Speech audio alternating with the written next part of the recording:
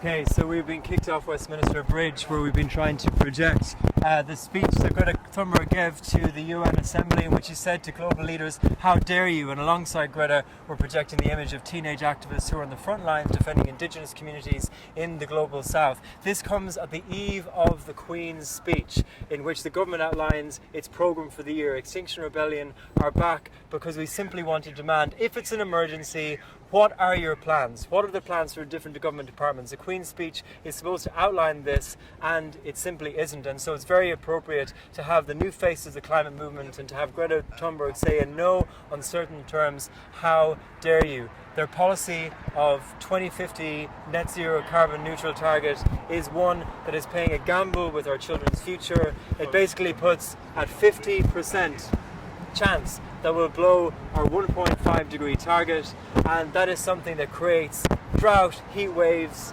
mass migration, social collapse as the new norm. And we simply say we cannot take that chance with our children's future.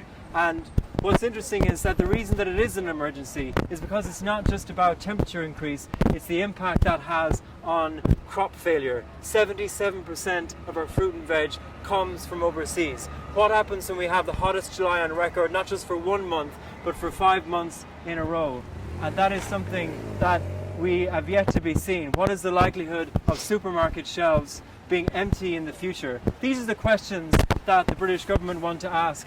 This is what we want to know about, and the question is, the government haven't done any contingency planning for food security at all. And so will that be in the Queen's speech? These are the questions that need to be asked on the eve of the Queen's speech in a time of emergency. I'm Ronan Harrington. Thank you.